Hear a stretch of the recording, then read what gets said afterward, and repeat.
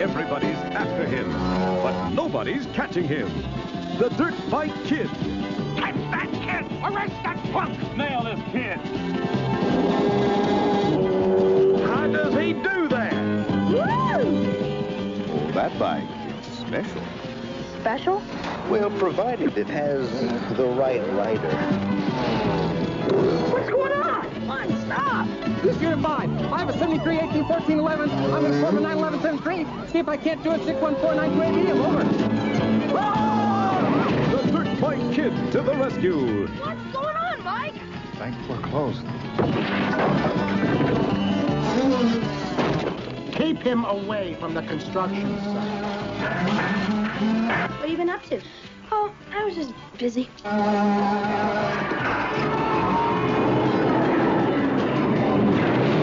Busy? Yeah. It wasn't any big deal. I'm gonna get you, kid! And when the going gets tough, the tough go flying. Wow. Because everybody's after the Dirt Bike Kid. Want that bike found now! By hook, or by crook, or by lemon meringue. You respect your elders. All fun breaks loose when he turns the town upside down. That sucks! But will the banker pay his bill? Never! Heads or tails, you'll flip. For Peter Billingsley as the Dirt Bike Kid. You are something special. He's flying your way, the Dirt Bike Kid. Catch him if you can.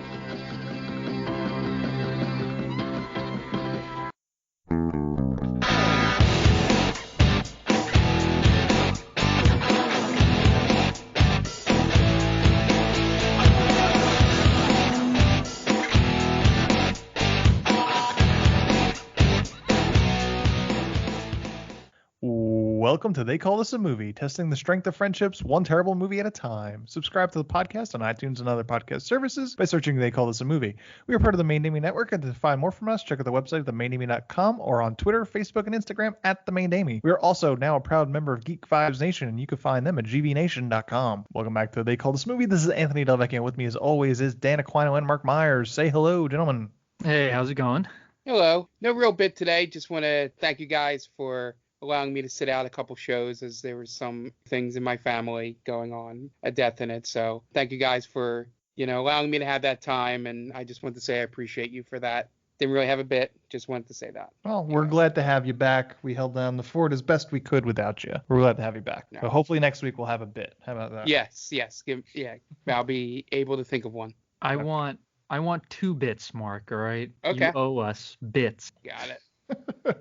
Yeah, so we're just going to go right into it. Guys, what'd you watch this week? Anything? Mark, I'm assuming, did you watch anything? I know you've been busy. No, not much at all. Through another podcast we do on here, I'm strongly trying to figure out if I have any time to watch The Umbrella Academy, since apparently I have no idea what that show is about. So, you got to save face. yeah, it seems like from everything people tell me, I will like it.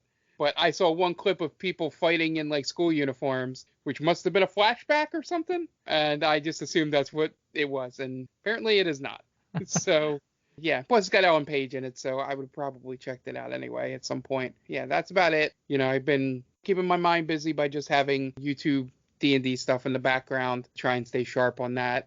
And then this week, I know it's not a video game podcast, but just having in the background, they're doing speed runs this week. So that's basically everything that's been on my television. Okay. What about you, Dan? Well, I just moved into a new house, so it's been kind of tough to watch some stuff.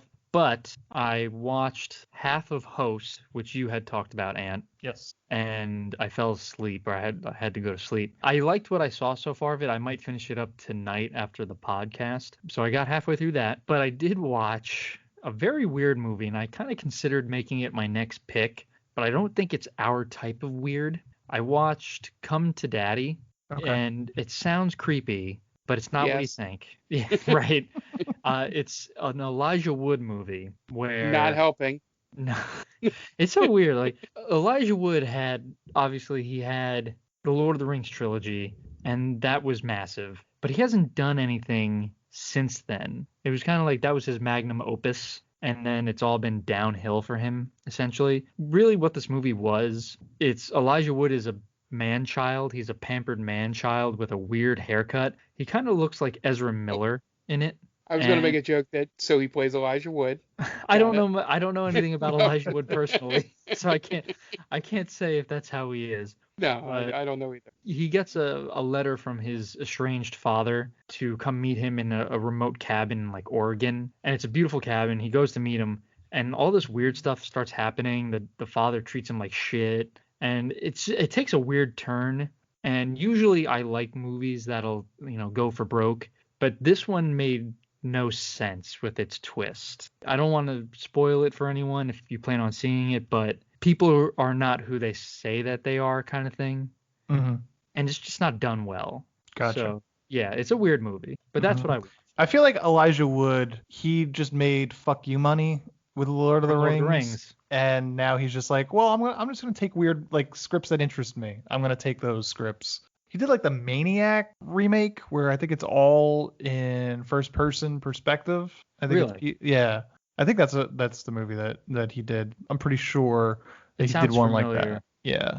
I know. I remember him doing a slasher movie. Yeah, he seems to do a lot of horror. Yeah. Like these low budget indies. But yeah, it's probably just because he's like, whatever comes across my desk, if I like it, I could do it because I don't have to worry about money no more. And that's good. And that's a good thing. Yeah. I wonder if it's really at this point he doesn't care anymore. Being a part of that trilogy kind of gives you carte blanche at this point.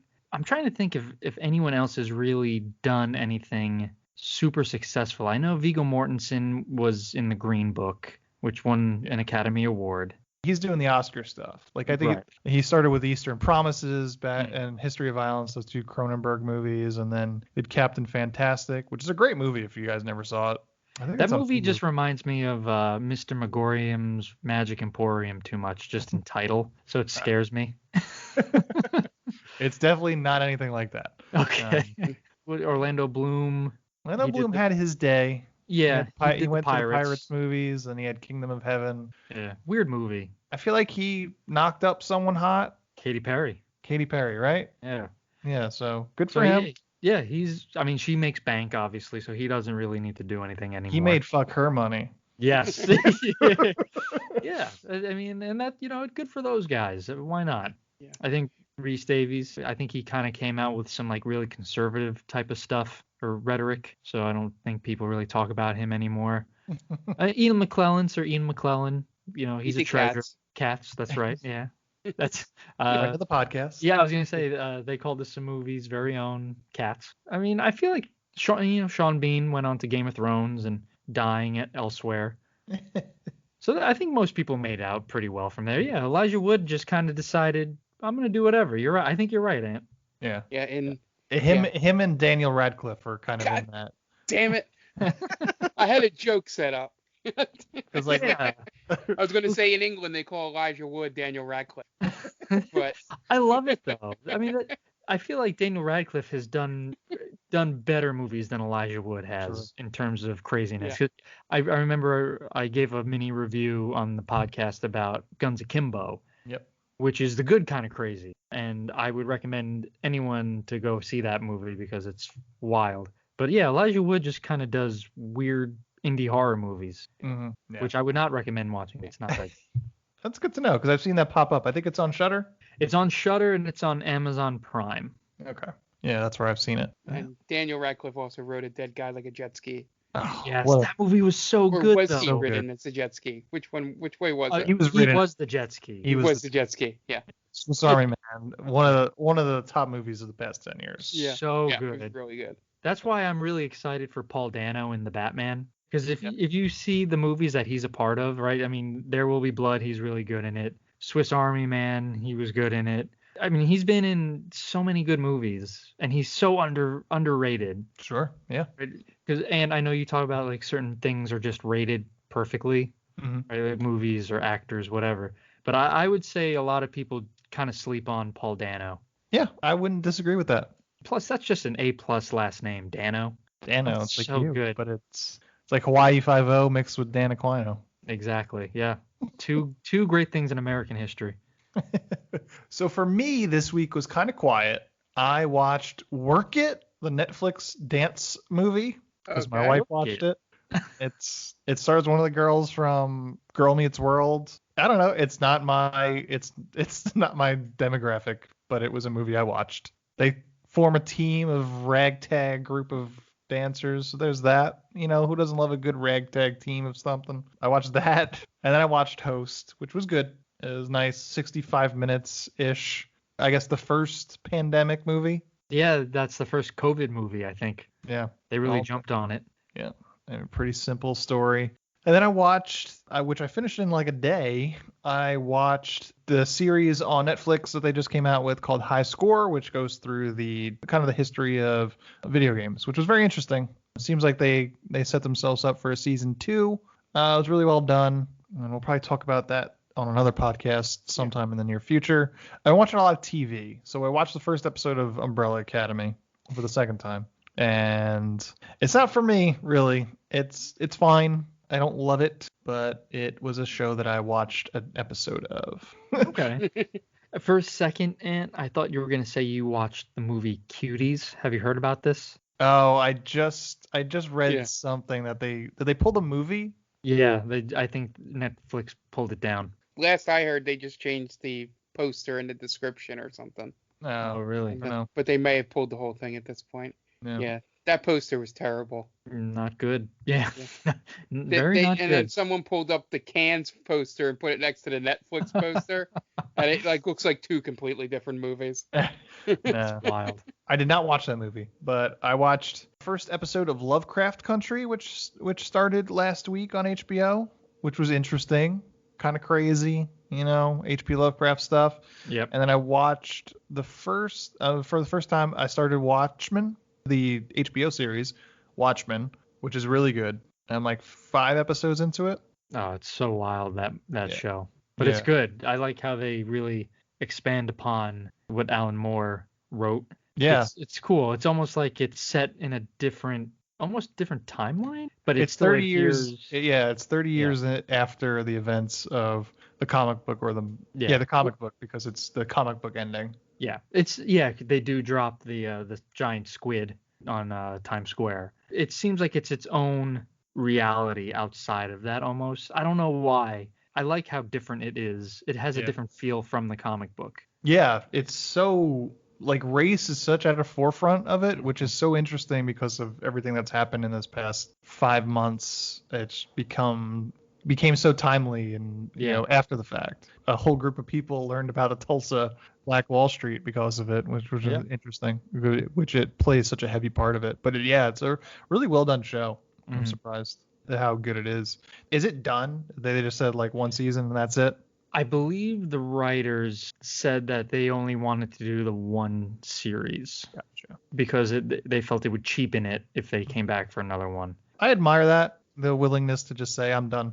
That's it. Especially with this show. With this. And the other thing I heard is Regina King would only come back if all the writers or the director comes back. So they can't even cheat a second season. Right. Yeah, because you'll get there, but she's essential if you wanted to do another one. I agree. You don't see that very often, that kind of restraint from writers or from anyone really when they have a hit show or hit movie. Everyone's always working to get that sequel in. Yeah. And this, I admire that restraint that they're showing. Yeah, I think that's a good watch. I think you're gonna be pleasantly surprised with the end of it. Cool. But this week, as we welcome him back, it's also his week to pick a movie. So, Mark, do you want to introduce the movie you picked this week? Yeah, so I picked The Dirt Bike Kid, 1985, I believe, starring Peter Billingsley, who's the kid from Christmas Story, which I didn't know before I picked the movie. Backstory on why I picked this one. When I picked Over the Top, this movie was close second. I looked at it and I was like, this looks interesting. But then Over the Top popped up on the next page and I was like, nope, we're doing that. So with the choice to come back, I was like, you know what? I want to check that out. It looks like the tagline with him using a magical dirt bike to save a hot dog stand just seemed like some kind of crazy 80s fever dream, coke infested movie. Wasn't that bad. It wasn't as wild as I thought it would get. The bike didn't talk or anything. Spoilers. It felt like the perfect movie. I wasn't taking too much of a risk that it could be something completely boring because it had some good actors, a good character actor being the main villain. I just thought, hell, we haven't done a dumb children-focused 80s movie in a while. So, Sure. And those tend to be insane. So, Yeah. Has either of you guys seen this before that? No, I have not. I feel like I should have, Right. but did not. So, The Dirt Bike Kid from 1985, directed by Hoyt C. Caston, and has only ever directed, besides this, episodes of a TV show called Not Necessarily the News, which was a kind of a parody of a news show, which they would kind of Mystery Science Theater over news clips or something like that. A few of our actors are also from that, so he kind of tapped the shoulders of some of his people that he've worked with in order to make this movie. It was written by David Brandis, who didn't do much else, and Lewis Collick, who has written Bulletproof, the awful Adam Sandler Damon Wayans movie. Oh, yeah. Ghosts of Mississippi, October Sky, Domestic Disturbance, Beyond the Sea, Ladder 49, and Charlie St. Cloud. So pretty long filmography. Yeah. Not necessarily great. October Sky is probably the best out of those. Yeah. Is that with Jake Gyllenhaal? Yeah. Okay. And maybe Ghosts of Mississippi. It stars Peter Billingsley from, as Mark mentioned, A Christmas Story, Stuart Penkin, Ann Bloom, Patrick Collins, Sage Parker, Chad Sheets, Gavin Allen, Danny Breen, and Weasel Forshaw. Has an IMDb score of 5.6 and a Rotten Tomato score of 59%. Audience score only. Budget $800,000 estimated, and it was a direct-to-video. So, what do you guys think of Dirt Bike Kid? Real quick, that list of actors is a little easier than King Kong vs. Godzilla, right? A little bit. I'll tell you what, guys. I didn't mind this movie up until like 5 minutes ago. When I clicked on awards that it won, Peter Billingsley won an award for this fucking movie. What was the award? A Young Artist Award. Exceptional performance by a young actor starring in a feature film, comedy, or drama. Can I just say, Peter Billingsley sucked ass in this movie. Yeah. He is like the weakest link. For how good he is in A Christmas Story, he's not good in this movie. Right. To me, I feel like the bike acted circles around him in this. Oh, man. Now I'm kind of angry at this movie. This movie, while fun to watch and funny, does not deserve to have won an award for anything. When I saw that you picked this, Mark, I thought this was going to be a little too close to Gleaming the Cube, but just dirt bike centric. But it's way different. Yeah. It's not. Yeah, there's no weapon arms deal with the Viet Cong in this movie. Or surprisingly, this movie should have had something like that. Yeah, gold bars under the hot dog stand.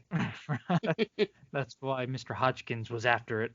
Yeah. When I looked up the synopsis of how a kid was going up against your typical 80s villain who's a greedy banker or whatever, he's like a rich person. I was like, man, I've been dying to see a movie like this where we always joke about the guy taking over the ski mountain, right? The ski lodge. That's this movie, but with a hot dog stand. Yeah. And I was all for it. And then they introduced the fucking bike. And I wiped my hands. I was like, I'm done with this movie. I'm done. I thought it was going to be the kid racing to save the hot dog stand, not otherworldly shit. It made no sense. I'll leave it at that. Now, question for you. Okay. If the bike wound up being possessed by his dead dad, would it have been a better movie? No, that wouldn't have changed anything. That would have just explained why the bike is how it is. But less creepy than the old man who shows up out of thin air and says, "Oh, it needs a special rider." Yeah, and talks to young boys. Yeah. Yes. Going into it outside of reading the description and all that, and just my impression is that it's one of those movies where I literally hated the main character immediately. That whole first opening scene, besides the fact that I think we all know this, but especially something that has worked with electric before, when she cuts the TV cord with metal scissors. I didn't even think of that.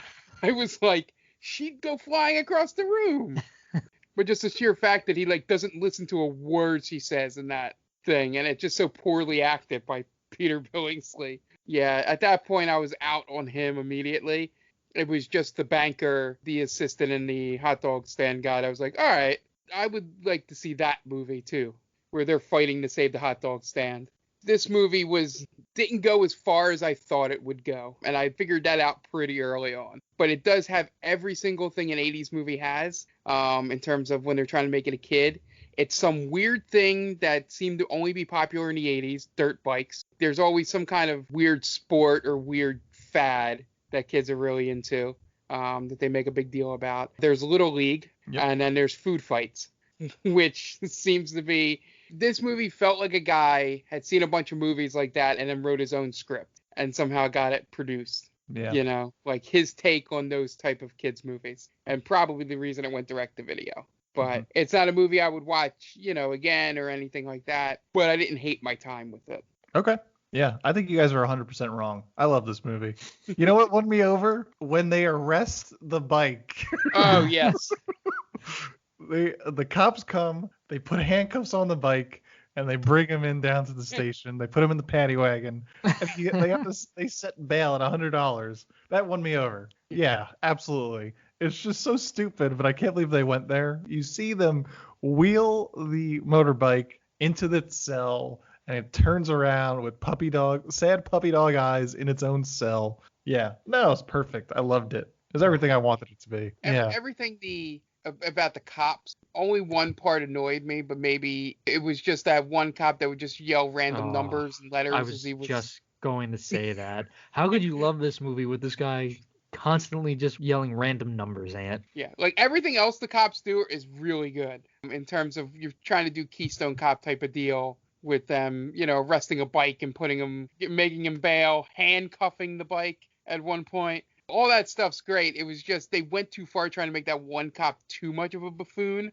when they didn't really need to. Just his actions spoke a lot louder than him whenever they gave him lines. But yeah, I agree with him in one sense that is probably one of the more pivotal scenes. But I thought there was going to be more weirdness with the bike. It's probably where I come off of, where some kind of backstory with the bike is what I was thinking going in, but they didn't do it. Maybe that was just my expectations. This is a perfect movie. So real quick, you weren't happy with how weird the bike was? For me? Yeah, is that what you just said? Yeah, I wanted it to be like some reason why the bike was. Oh, okay. Like not just it's just a bike that sort of has a mind of its own. Like, is it like some kind of somebody that Hodgkins double crossed, or Jacob Marley? You know, was it it's the his kid's old partner? dad? I wanted it to be a reason. You wanted this movie to be 2 hours with a backstory. No, I just needed like a line. Just give me a line like, oh, this is old Jameson from down in the river. Sounds creepy. Hodgkins took his land and he's come back to. You know what it was, honestly? Yeah. It was all the children that old man killed. The spirit of them is in the bike. Yeah, that's why they constantly try to get away from the old man. Yep. Like, oh, it takes a special rider, and then he just murders the kid, performs that ritual. But this wasn't one of those movies where I need it longer and grittier or anything like that. Like, I would have settled for a line, just one line of dialogue from the old man going, even saying something as creepy as that. It's like, it's the hopes and dreams of all the kids that have written it. The old man was creepy enough as it was. Right. Showed up out of nowhere. I don't even know if he had a name. I don't think he was billed as anything, to be honest. Probably wasn't even cast. Right. He showed up. Excuse me, sir. Could you please get off set? No, this movie is far from perfect, and shame on you for even thinking that it's a good movie. It's great. What I love too, and this is just a personal thing, while I was watching it, writing my notes out this afternoon, because this movie rips off, it is unapologetically E.T. at times, to the point where it rips off the score so much that I was watching it in the room, and my wife was in the kitchen, and she was listening to it as she was working, and it got to a point where the kid, all of a sudden, after an hour of the motorbike not flying, not having the ability to fly, then flies, and the closest thing to the ET score that you could ever get without getting sued starts to play, and she says to me, is like, what are you watching? Because it sounds really familiar. And that was at that moment I was writing in my notes, and they rip off the ET score right there. Like, oh no, you've never heard this before, but it sounds a lot like ET. What was it? It's as close you could get to that Yeah. without Man, there's no reason for the bike to fly, right? It really doesn't Because it's add awesome. anything. It doesn't add anything to the story. It doesn't accomplish anything at all. No, it's just like It does flies get him over away from the cops. That's it. Oh, that's what I was gonna say. We seem to have been on a run where grown people just abuse the shit out of little kids. Yes. Right? We have Motorama, where bikers harass a child. Yep. We have Gleaming the Cube, where what was it? It was Koreans? Vietnamese people abduct and are after a teenager. We have this movie where another group of bikers is out to kill a child. He wants to jump up and down on his face. Yeah, unapologetically, just wants to kill the kid, and the banker, Mr. Hodgkins, is okay with it. Yep. He at one point in the movie, he essentially allows these bikers. He gives them permission to go murder a child. Yep. Yeah. What is going on with the movies that we pick? I mean, it was the 80s, man. That's what happened in the 80s. And I feel like I'm missing a movie. Yeah. Does anything happen in Over the Top? I know the son gets kidnapped in Over the Top. Yeah. Yeah. Another 80s movie. Just picked up by two strange men. If you're a kid in the 80s, you were just in constant danger. Yep. People were smoking around you. Probably hey, take a sip of my beer. Do you think that happens anymore in real life? I'm sure, but it's much more depressing. Yeah. Right. It's not just like a family barbecue, right? Yeah. Or like, here you go. No, it's just like it's a random Tuesday night. Yeah. 10 Come o'clock. over here. Be a man. It'd be more like Bender's backstory in Breakfast Club. Oh, yeah. Oh, man. Oh, I mean, it's such a dark turn for such a bright movie where, it's definitely very happy-go-lucky. But yeah, then you have like a group of bikers just run up on this kid out of nowhere, really. Yeah. I had so much fun with this movie. I gotta be honest with you. Well, there was two things I noticed about this movie, and I could never get over it, and it really ruined it for me.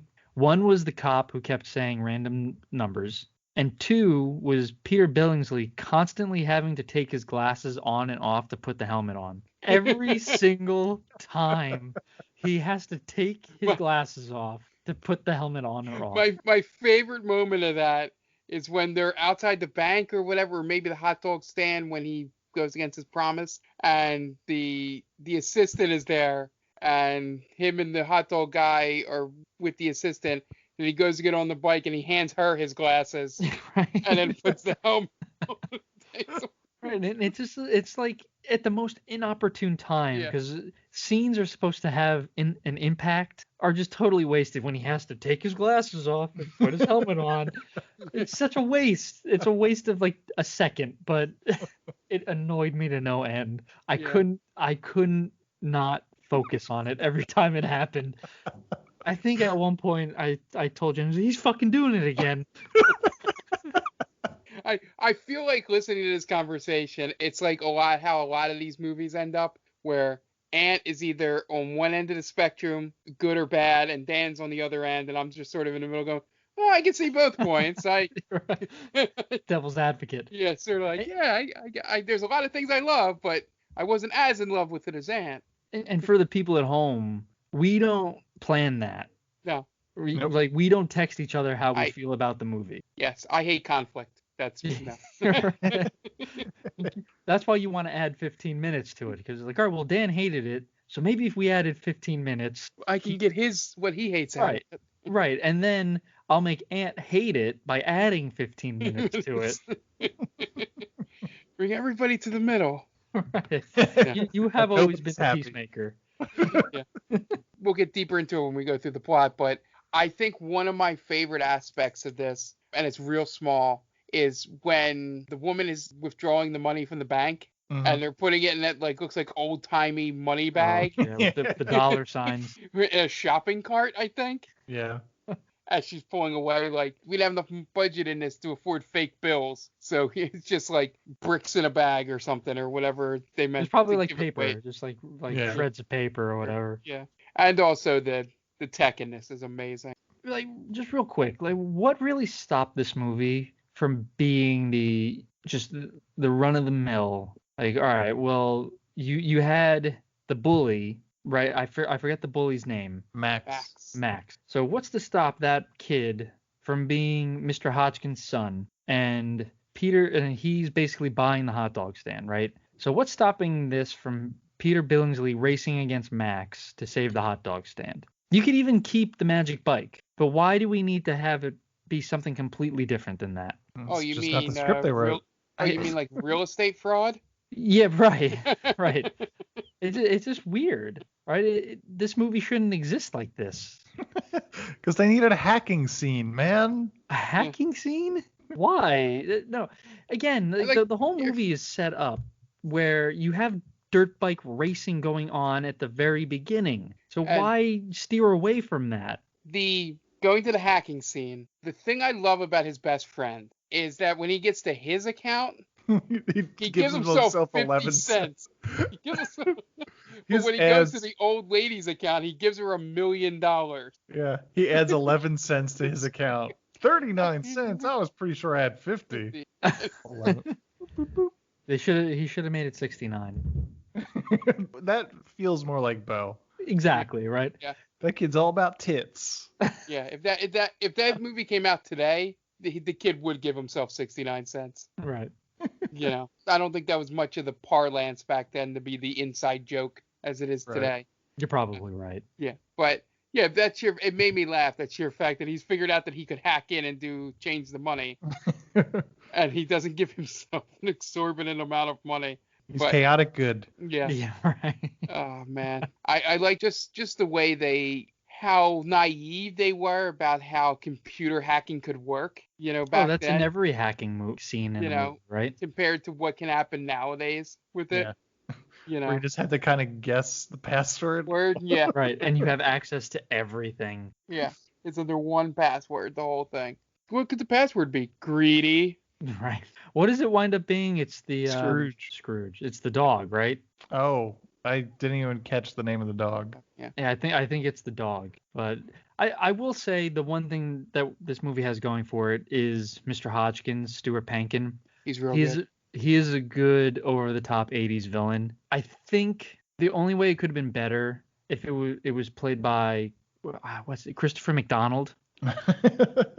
I think he would have been perfect for this movie. Sure. But it's not his type of movie. Yeah. But yeah, I thought he was really good. You know, he has the fake suave swagger to his character where he speaks French, but he's just like a total sleazeball. Yeah.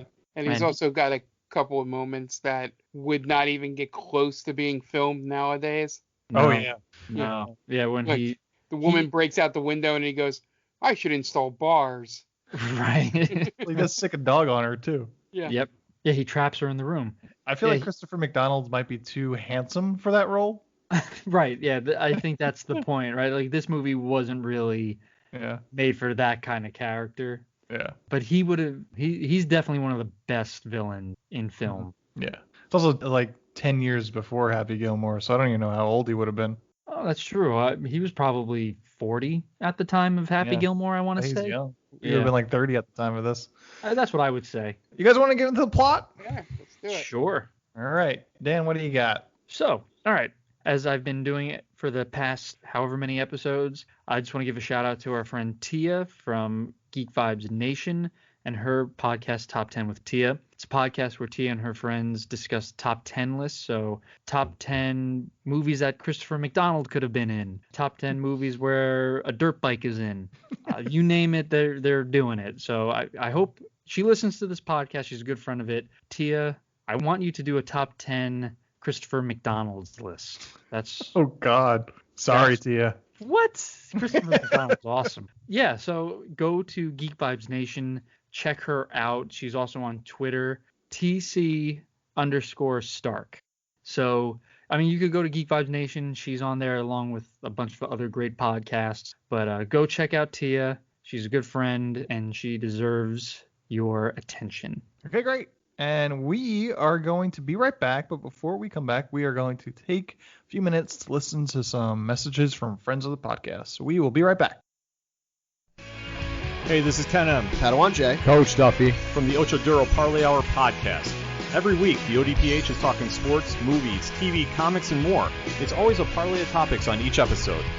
You can find the ODPH on Apple Podcasts, Google Podcasts, iHeartRadio, Spotify, Stitcher, Podbean, and wherever you find great podcasts, such as the one you're listening to right now. Don't forget to check out OchoDuroParlayHour.com, where you can find the links to all of the ODPH social media accounts, links to the bands whose music you hear each week on the show, hashtag 607 podcast info, and parlay points, our companion blog section of the show. Thanks for listening to the ODPH. Now get back to your regularly scheduled podcast.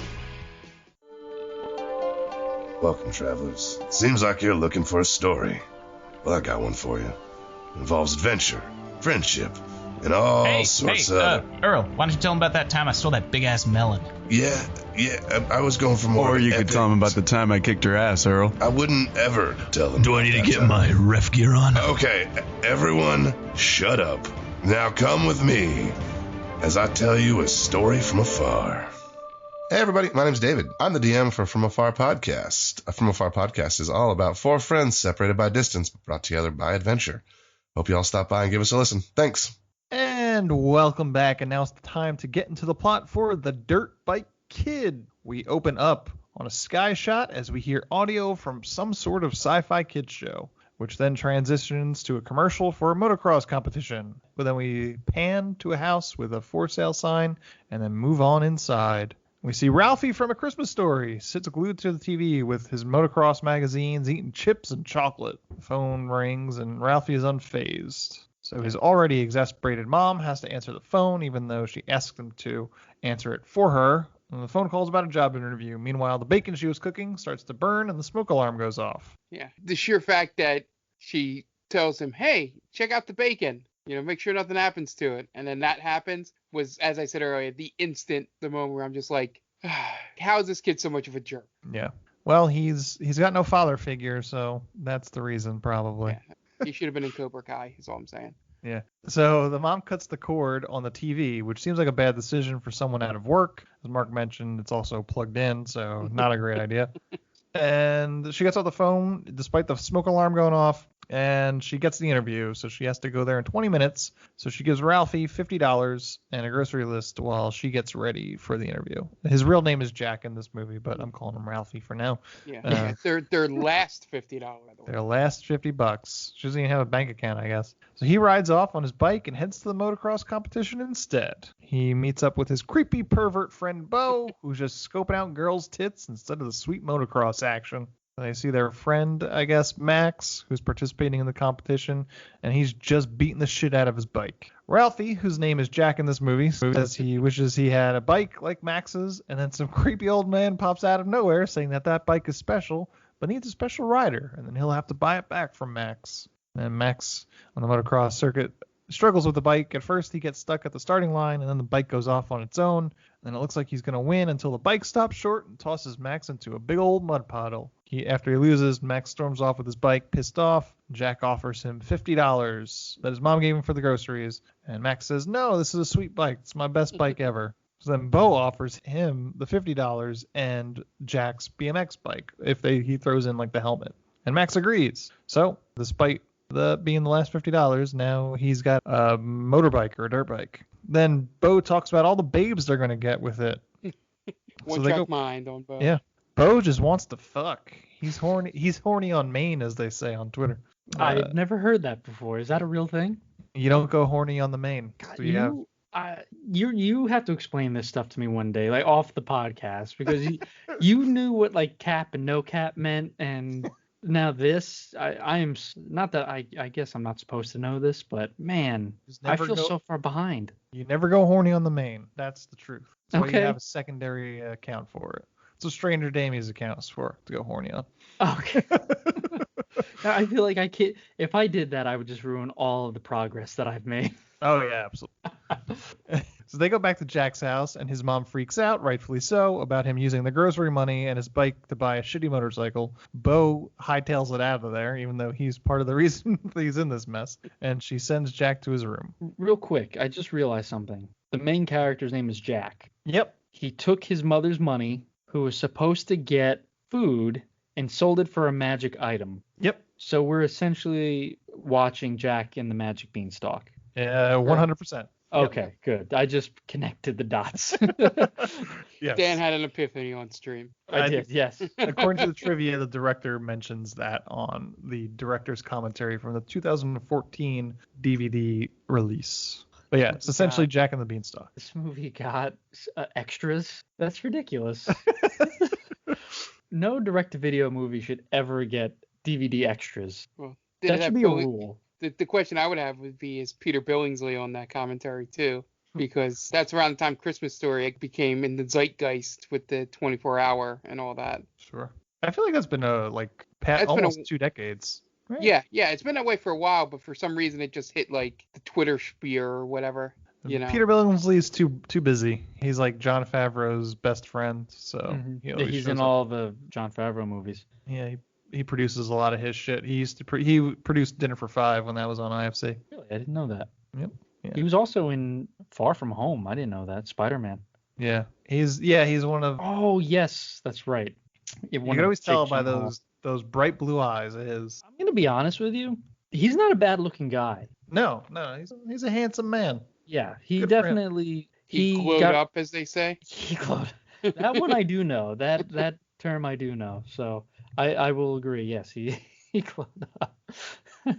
From what I remember, he's got an objectively handsome guy. I would agree. Yes, good for him. Yeah. I want to talk to him about this movie though. I'll send him a DM. Yeah. So listen, man. I know you were a kid and really didn't have much of a say, but what were you thinking? And I'll ask him just, why is this movie so perfect? And then, I'll get embarrassed on another interview. Which one of you assholes said that they didn't like this movie? That would be me. Yep, that was me. Yeah, and you could have thrown me under the bus. Oh, I think that was Mark. Listen, man, you got to own up to it. It's on. It's in the ether right now. Yeah, as our third co-host who's not here, we're thinking of cutting him loose. I can't throw Mark under the bus when it's clear. I'm on audio saying this movie fucking sucked. I can't do it. I could try. I feel like that would not be good for the podcast. True. We're nothing if not honorable. Yeah. So she sends him to his room, and at night, as she goes over the bills, Jack sneaks out and cleans up the bike, and we get a montage about him cleaning the bike. Some song about love. Yeah. It felt like a montage to like a romantic comedy in the 80s more than a dirt bike kids movie. You would think that, but during this scene, I have to ask this question: does the bike get an erection? Yes, it does. It sure does. It most certainly does, doesn't it? Oh, yeah. It's pretty creepy. As he's gently washing the mud from the bike, the front flap just slowly, ever so slowly, rises up. Yep. And how could anyone misinterpret that? For anything but an erection. Anything but the erection. That is 100% right. This is a kid's movie, goddammit. He's getting turned on by a little boy. I mean, we did say that Peter Billingsley is a handsome man, so. Well, I don't want to say he was a good-looking boy. I'm not saying that. He was a kid. Dirtbag certainly thought so. Yeah, they robbed him of his innocence in this movie. Dirtbag's like, I could fuck this kid right now if I wanted to. And no one would believe him. No one would believe him. Believe you? Right. And the kid understands the bike. Yep. Right? So the bike could have really said whatever it wanted to him. Like, you're mine now, Jack. Who's going to believe you now? Yeah, he could have I think he has like supernatural powers, so the bike could have like locked him in the garage. I think it closes the garage door at one point, right? Yeah. Oh, 100%. Yeah, the mom's listening. Yeah, now you can't leave.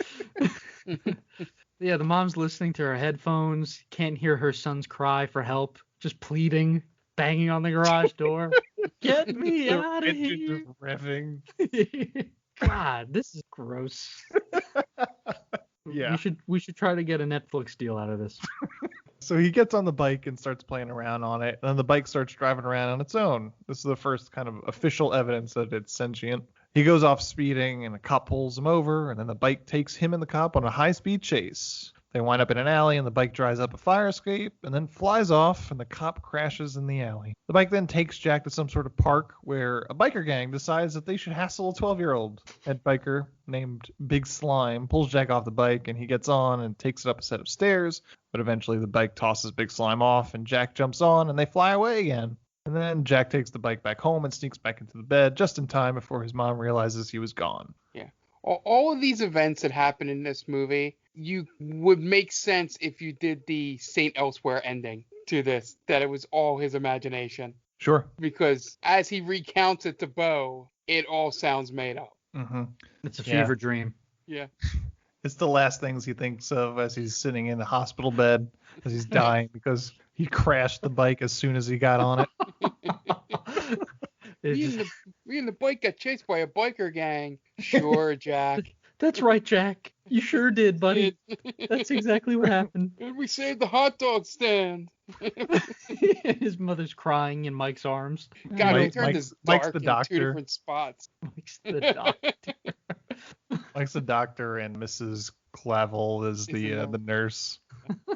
Oh, that's awesome. We just wrote 2 completely different movies. We definitely, one that would definitely not get made. This one, the doctor movie, right? Yeah. Not the snuff film with the bike. Sexual assault motorbike. I would love that twist ending where the kid is like brain dead, and he's in a coma and he's just believing it, and you were there, and you were there. Yeah, that's right, Jack. Just go ride your bike in heaven, buddy. In the morning, Jack's mom loads the bike into her station wagon with intentions of selling the bike to get her money back. Jack tries to convince her that the bike has special powers, but she's not having any of it, and she drives away to sell the bike. Then Jack and Bo go to their Little League game while the mom sells the bike to a local shop.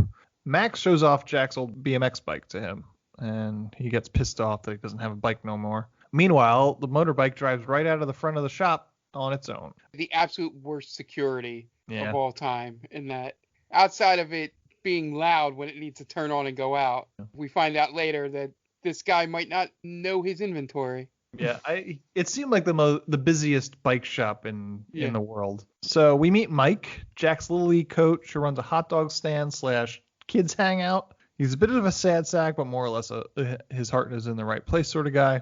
He has a little pep talk with Jack, and then the coach from the other team, Miss Clavel, tries to talk to him about something she found out about at the bank she works at, but he blows her off. Then Mr. Hodgkins shows up. He's the owner of the bank, and then the motorbike shows up out of nowhere. Jack is up at bat, and we know that the other team is evil because they have real uniforms, and Jack is stuck playing in jeans and sneakers. Yep.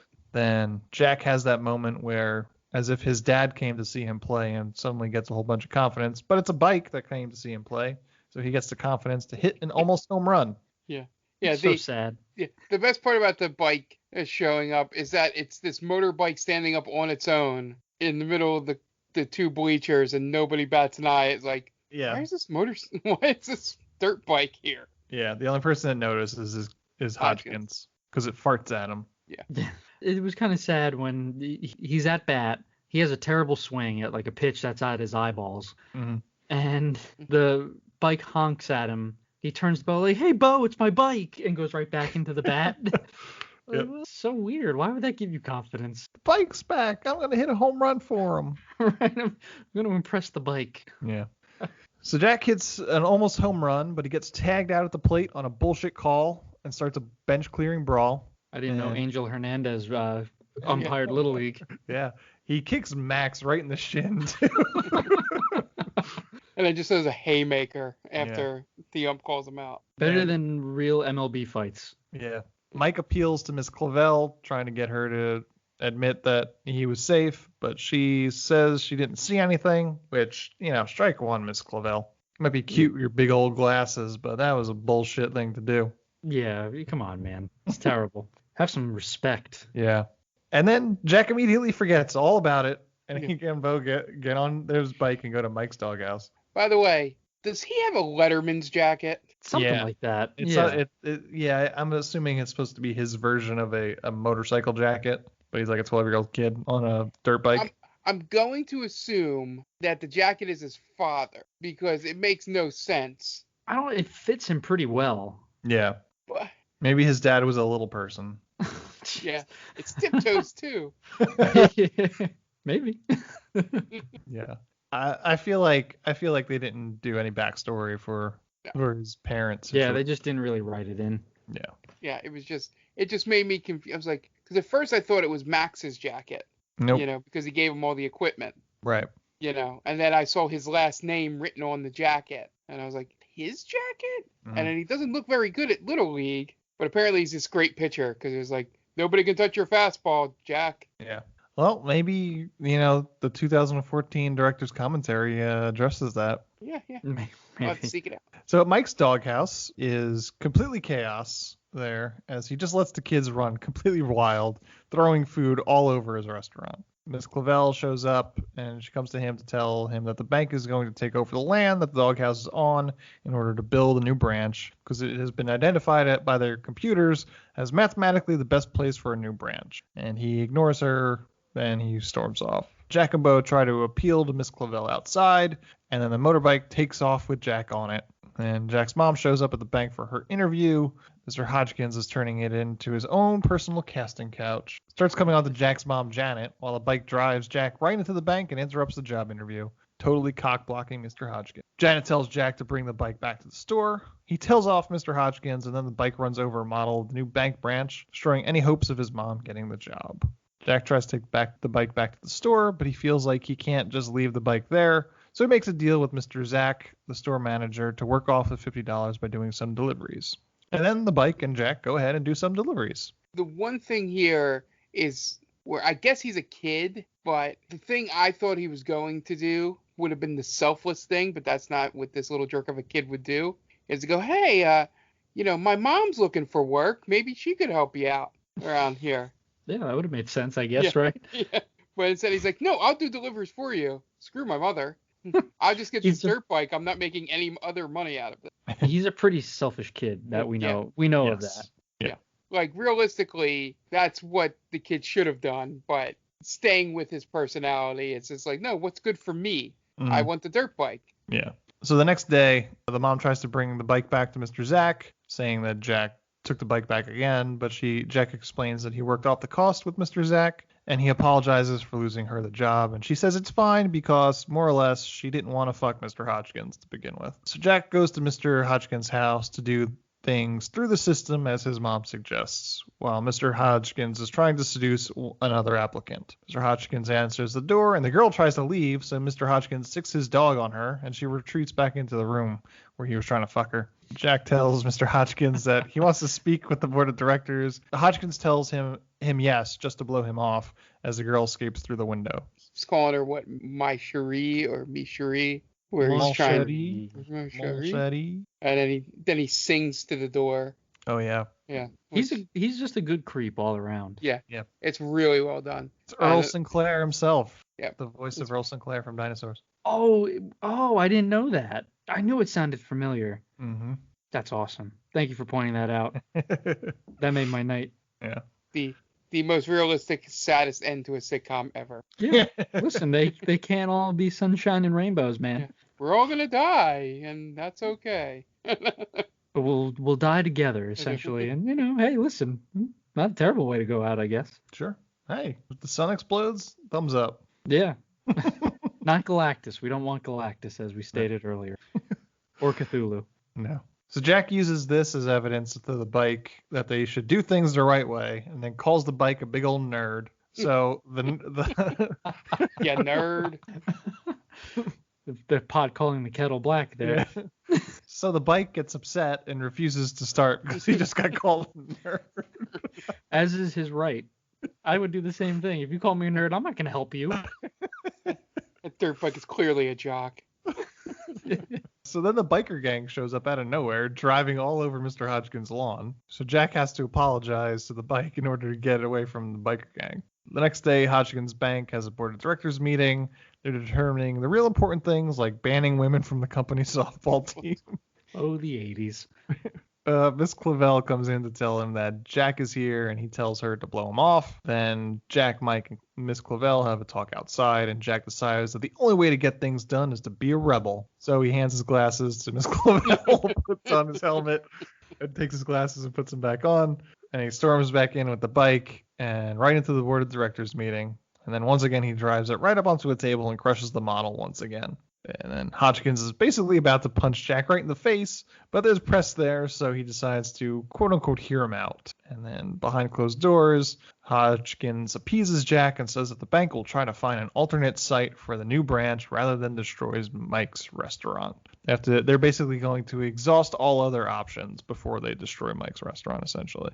So Mike and Jack go to Mike's doghouse to celebrate with a bunch of kids and the bike, and Jack makes a speech about this is the greatest day of his life, and he couldn't have done it without Bo, which Bo wasn't even there. Just thanking everybody, his mom, Max, for giving him the bike. Max is there, and he's pissed off because he's trying to nail these two hoes, and they're not having any of it, I assume. He does the exact opposite of what he should do, though. Yeah. He's like, I know that kid. He's a jerk. Like, no, Yeah. you idiot. This kid's the hero now. You say, I know that kid. He's my buddy. Yeah. This kid's not going to get. No. He needs help. Yeah. He needs advice from Bo, but that's what Bo would do. Right. Yeah, and shame on Bo for not taking advantage of that situation. Exactly. Yeah. They went to the wrong person. They cut to the wrong person. That's right. Yeah. No. That actually absolutely. It should have been Bo in that seat. Yeah. So that's my buddy. And then he says, I couldn't have done without Bo. And he's like, yeah. And then he's getting handy by two girls on the table. He puts his arms around him like, yeah, this movie fucked up. You fucked up movie. So the next day, the bank forecloses on Mike's doghouse, and they plan to demolish it by noon the next day. Mr. Hodgkins says the computer did a search, and this was the most ideal spot for the bank. And he says that it couldn't have been a mistake because he programmed the computer himself, and he doesn't make mistakes. So Jack and the bike retaliate by absconding with a trailer from the construction site and drive it straight into oncoming traffic, nearly killing a driver and a motorcycle cop. Committing a murder. Manslaughter. Jack and the cop then go on another high-speed chase on the highway. They nearly both run over a jogger. Eventually, Jack goes flying off a ramp and flies away with the bike. Jack then flies the bike downtown, set to a suspiciously ET-like score, and then flies the bike home. The cops and Hodgkins show up at Jack's house, and they arrest a dirt bike in one of the fastest ordered warrants in the U.S. legal system history. And dirt bike. Yep, they literally handcuff the bike and take it away and set a $100 bail. And the bike even gets its own jail cell. This is my favorite part of the whole movie. It would have been better if they read the Miranda rights to it. You have the right to remain silent. Anything you say will.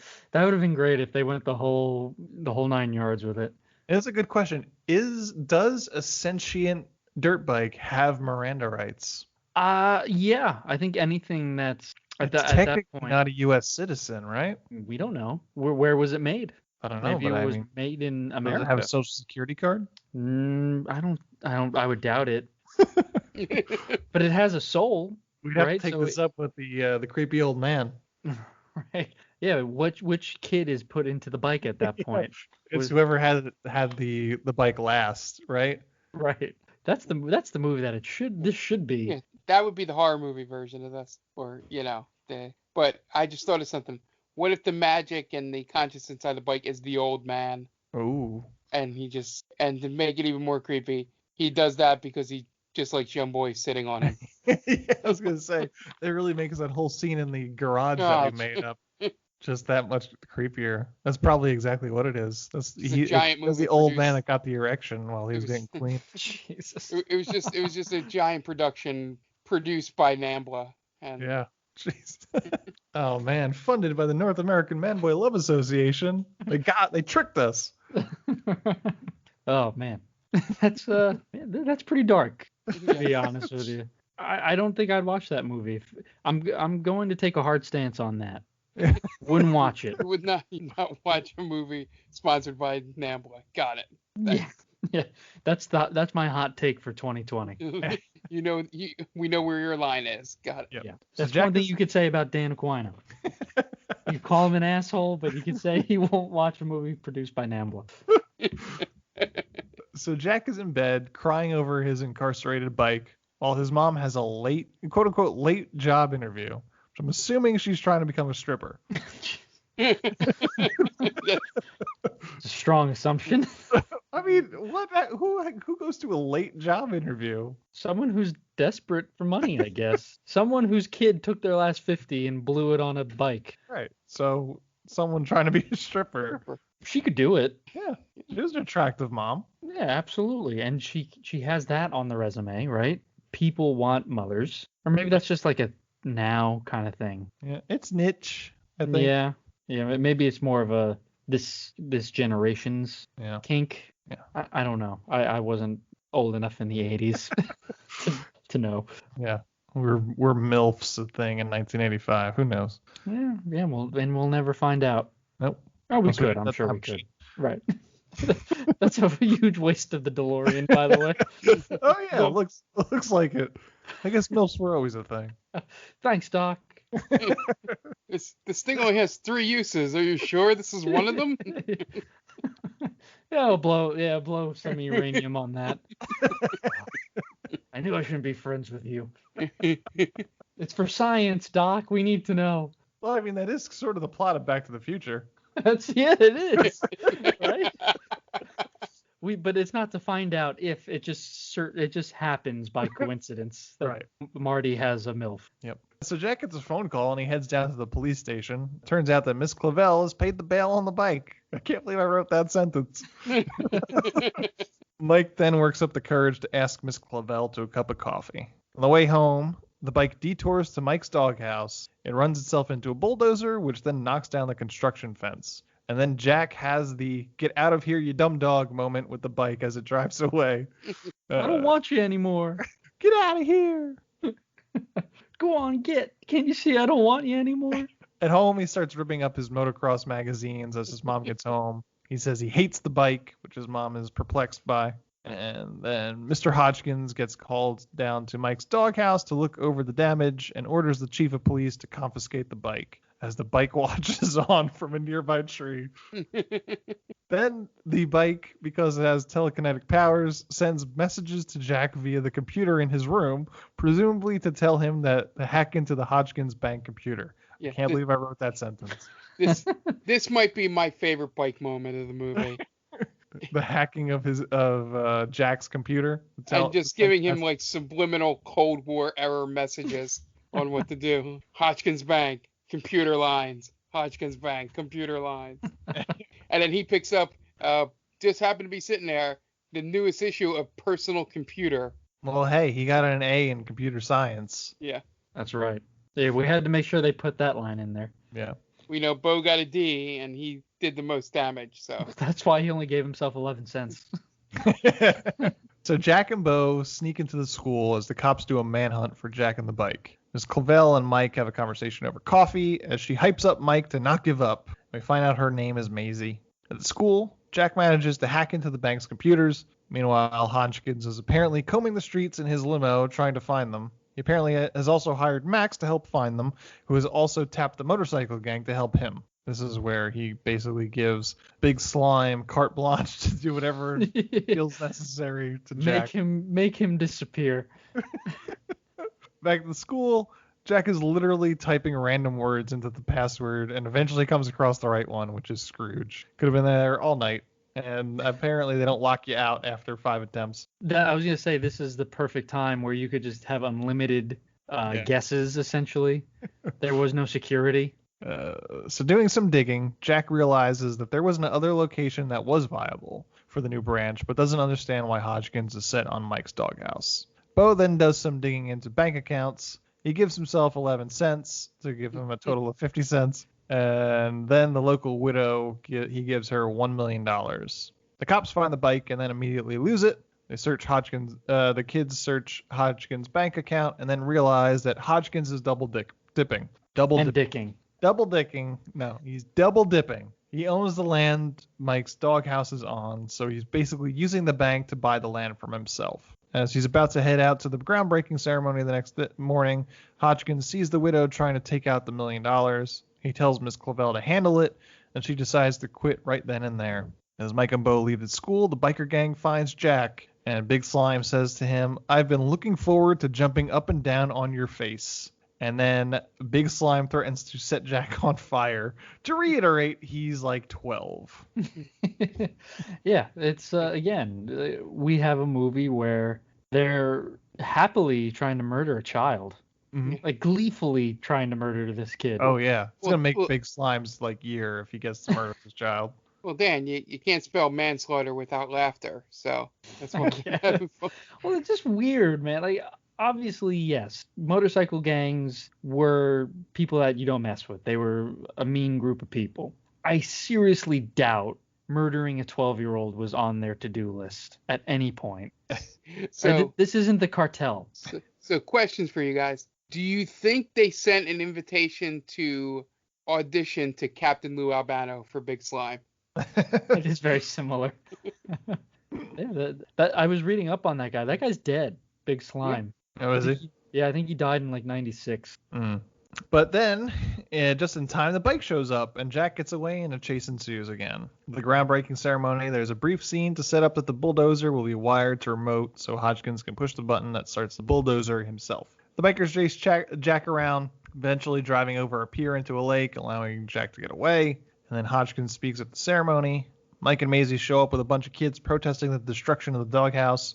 The police chief apparently is pro freedom of speech, which is refreshing. And then a food fight ensues. Hodgkins starts the bulldozer while Miss Clavel and Mike stand in its way. And then Jack shows up with a dirt bike, and they take on the bulldozer. The dirt bike starts pushing the bulldozer as Jack takes on Hodgkins. Hodgkins pushes Jack to the ground, so his mom throws a pie in Hodgkins' face, and the bike is able to turn the bulldozer around and winds up running over Hodgkins' limo. Then the bike and Jack take Hodgkins on a wild ride, and another car chase ensues. Jack takes Hodgkins on a joyride on the back of the dirt bike and basically threatens him with bodily harm in order to save Mike's doghouse. He takes him on a motocross track until he agrees, and also blackmails him because he found out about the double dipping. Eventually, he agrees and the bike stops, but not before the bike ejects Mr. Hodgkins in a big old mud puddle. With his job done, the bike then decides it's time to stop being sentient, and he goes away. Who knows where? Can I be honest? Mm-hmm. Mike's doghouse was a shithole. It's not worth saving. Can we just say that? I don't know. If I was like 12, I thought it would be kind of a cool place to hang out. Yeah. No, man, it's a mess. If there wasn't an arcade, I mean, yeah, Mike really needs to clean it up because he's just letting kids throw food around all the place. Right. It's a mess. He's creepy looking. He gives like a weird speech at the beginning, and he doesn't come off as like a guy that should be around children, really. And it's just the mascot is terrible. The giant dog, really. Yeah. It looks fucking terrible. This place does not deserve to be saved. He failed. Actually, no, he didn't fail. No. Right? Yeah, he's getting kicked out. Yeah. So I take that back. But still, he was a business owner, Dan. I don't care. It's terrible. The prices were outrageous too for back then. Ice cream for 40 cents? Are you kidding me? That's ridiculous. He's got to make it somewhere. They throw all the food on the floor, so he's got so much overhead, man.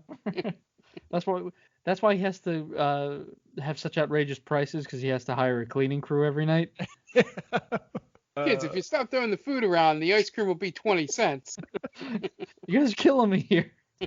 I have to make the janitor work overtime. So we fast forward a few months, and there's a grand reopening to Mike's doghouse, and Miss Clavel is now pregnant. That I laughed out loud when she turned around with that shirt. What was it, Little Mike? Mike's with an arrow pointing at the stomach.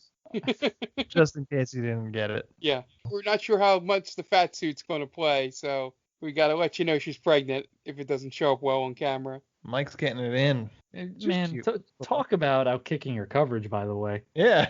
Yeah. I feel bad for Miss Clavel. Well, she liked Mike for some reason. The guy's a loser. He totally is. The guy's an absolute loser.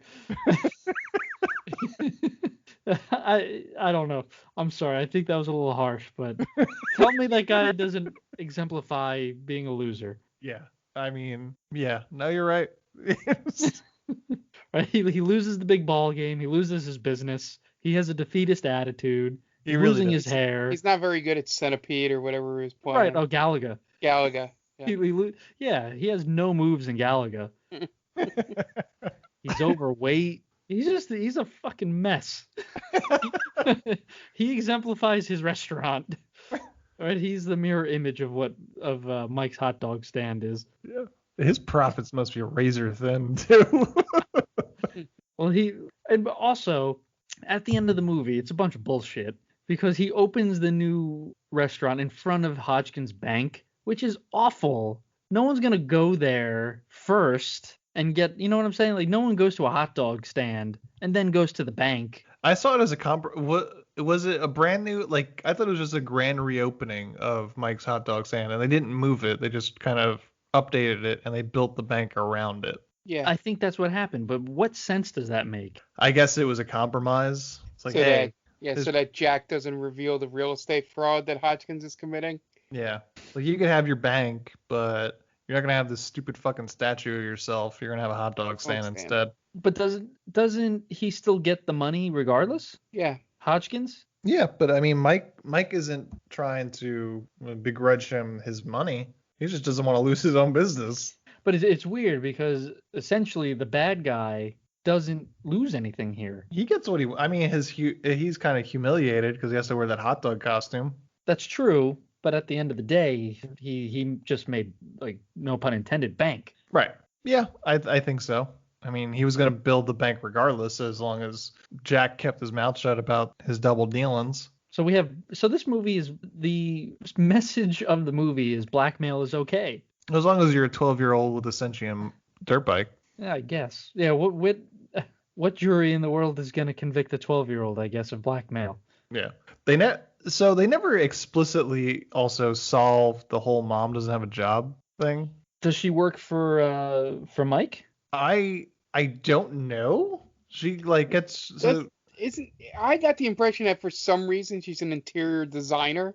I don't know. Because I think Mike you're right. Brings her inside and goes, let me show you your work, Right. And she's talking about how she's gotten, like, so many clients. Yeah. Gotcha. Okay, so they do solve that. I missed that. Yeah. All right. Which was weird to me because, to be honest, it's just the editing was really poor here. Is that he goes, let's go inside and see, your work you made. And then the first thing you see is Maisie turns around pregnant. She banged Maisie. Janet somehow impregnated Maisie. Yeah. Great work. That's the first thing you see when you go in there. And since they had to hire Jack's mom, all the food prices went up 20 cents. Yeah. So good job, guys. Yeah, Jack needs another dirt bike. Oh, and that's the other thing. This kind of pissed me off. At the end, a new kid shows up and is basically touching Jack's bike. Get the hell away from my bike, kid. Who said you could touch my shit? Yeah. Yeah, absolutely. So Mr. Hodgkins shows up in a hot dog costume to cut the ribbon. And Big Slime is now working as security for Mr. Hodgkins. And it turns out as we mentioned, Jack made a compromise. The bank was built around Mike's doghouse. The creepy old man from the beginning shows up again, tells a ginger kid that the motorbike is special. And then the ginger kid. Thanks for throwing that in there.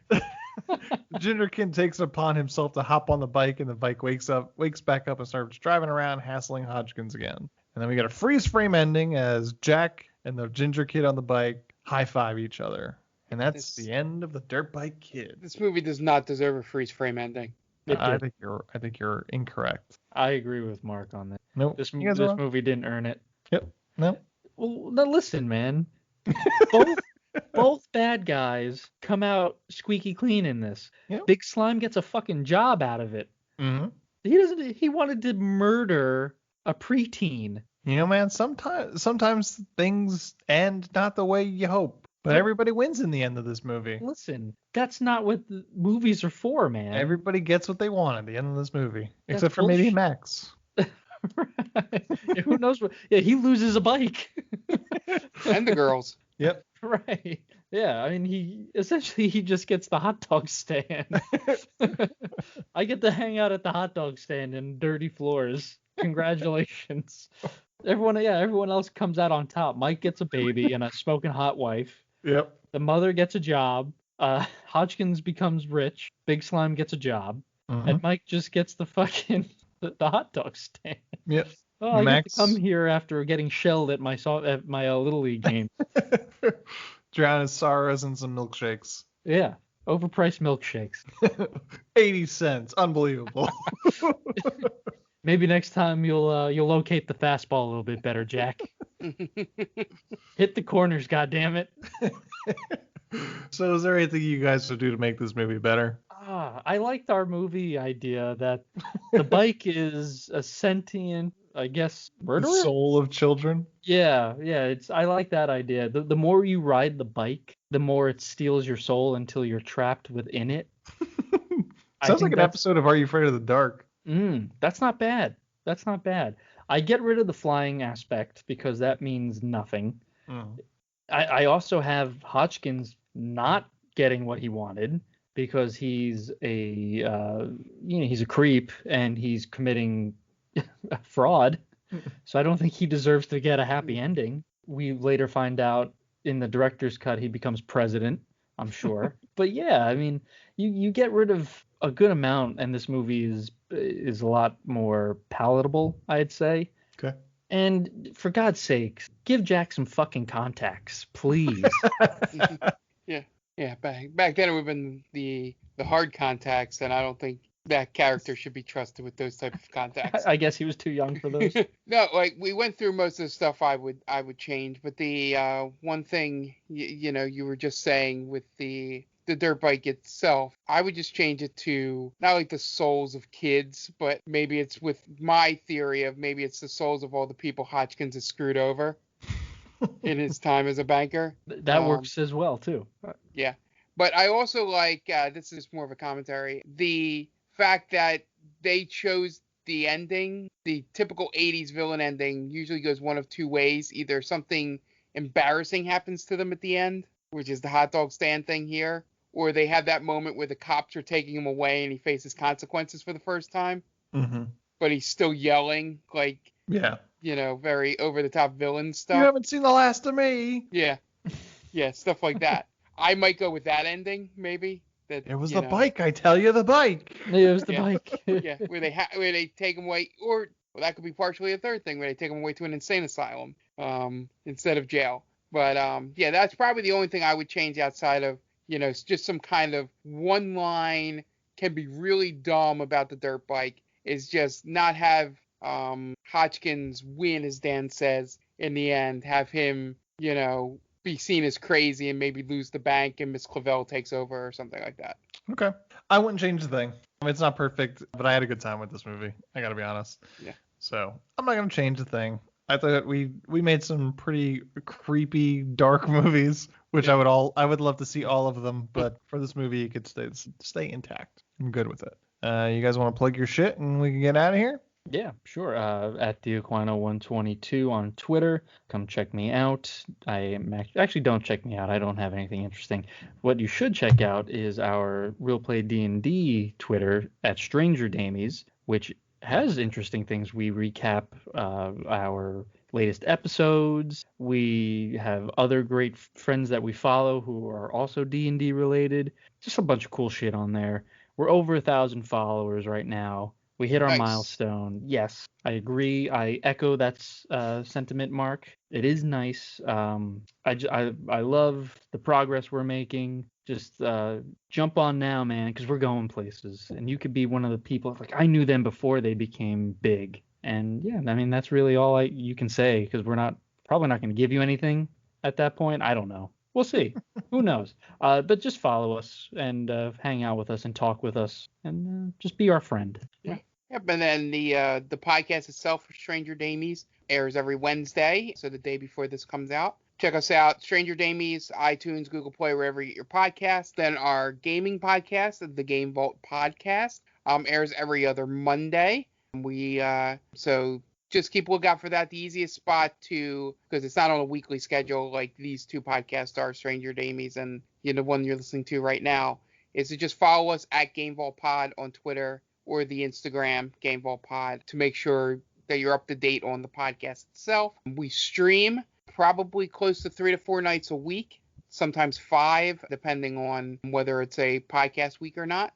So go over to Game Vault Pod on Twitch. We just became an affiliate, so you can subscribe to us now. So go ahead and do that. You can use your Twitch Prime subscription to do it without costing you any extra money, but you do get to help support us as we are a small, young streaming. We do Call of Duty Warzone on Wednesdays, or mainly multiplayer shooters that we might cycle off every so often. Thursday is usually going to be, right now I'm playing Trails in the Sky. That's usually going to be an RPG night if you like that stuff. Friday or Saturday, depending on the week, is our horror game, Dead by Daylight. Jen hosts. And then Sundays can be Strategy Sundays or Grab Bag Sundays. Dan is usually in charge of choosing the game for that. That's more of our chill, relax, end of the week, just come hang out and stream. And then every other Monday, when the podcast airs, we do our Retro Roulette game. Okay. And yeah, this has been They Call This a Movie. We're at theycallthisamovie.podbean.com, and wherever you get your podcasts at They Call This a Movie, just search for They Call This a Movie and we'll pop right up. The main website is themaindamie.com, and we are on all social media at The Main Damies. That's Facebook, Instagram, Twitter. Just search for The Main Damie and we'll pop right up. So not all social. We're not on TikTok or Snapchat. We're not Zoomers. We're also a proud member of Geek Vibes Nation. You can find them at gbnation.com on podcast streaming apps and on social. Just look for Geek Vibes Nation. Bunch of great shows on there. Besides Tia's show, besides our show, bunch of great shows. Something for everyone. I think they just started Gutting the Sacred Cow is now on there. A bunch of Scene and Nerd and a bunch of other awesome shows. But very varied in terms of their content, and they're a bunch of great people. So it's Geek Vibes Nation. You can find them at gbnation.com. If you have any questions or comments, feel free to hit us up on our Gmail, themaindamie@gmail.com. You can suggest some movies for us, or just tell us how great we are.